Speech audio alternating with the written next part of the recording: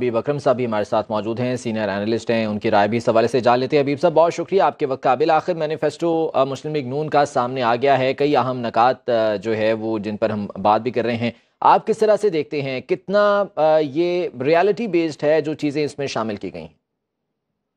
देखिए, जब भी कोई पार्टी इस वक्त इमीडिएट रिलीफ की बात करेगी तो दरअसल वो यूं कहिए कि उसकी पॉलिटिकल नीड तो हो सकती है और शायद किसी सियासी जरूरत को पूरा किया जा सकता है, लेकिन पाकिस्तान की जरूरत इस वक्त फौरी तौर पर पूरी होने वाली जरूरियात नहीं है।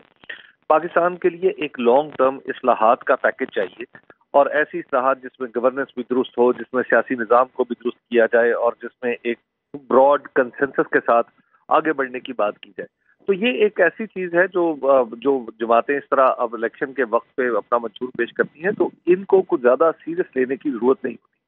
उसकी वजह यह है कि इन जमातों को अच्छी तरह पता है कि पाकिस्तान के पास जो कुछ ये वादे कर रही हैं उसको पूरा करने के लिए रिसोर्सेज ही नहीं है। मिसाल के तौर पे कई जमातें कह रही हैं कि जनाब 300 यूनिट हम फ्री कर देंगे या 100 यूनिट फ्री कर देंगे, आखिर वो कैसे करेंगे? और फिर जो पिछली दफा इन्होंने 300 यूनिट या 200 यूनिट फ्री करने की बात की थी, वो कुछ इस तरह थी कि अमली तौर पर किसी को भी यूनिट फ्री नहीं मिलने थे। यानी उसके लिए जरूरी करार दिया गया था कि आप 6 महीने तक कम से कम एक खास हद से कम यूनिट इस्तेमाल करें तो उसके बाद आपके यूनिट फ्री होंगे। तो ऐसा तो मुमकिन ही नहीं होता। पाकिस्तान के अंदर मौसम की ऊंच नीच, गर्मी सर्दी जो है, उसमें यूनिट्स की तादाद बढ़ जाती है और उसके नतीजे में जाहिर है हर शख्स जिसको भी 300 यूनिट का कोई रियायत मिल सकती है तो वो नहीं मिलेगी। लिहाजा ये बेसिकली सिर्फ एक पॉलिटिकल आप यूं कहिए कि इस वक्त जो सूरत हाल है उससे निपटने के लिए और मकबूलियत हासिल करने की कोशिश है।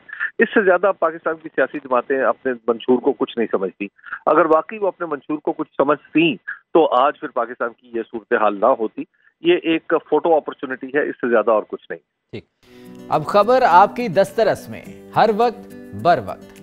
अभी सुनो न्यूज़ के YouTube चैनल को सब्सक्राइब कीजिए, बेल आइकॉन पर क्लिक कीजिए और बाखबर रहिए मुल्की और बैनुल अक़वामी हालात से यकीन के साथ।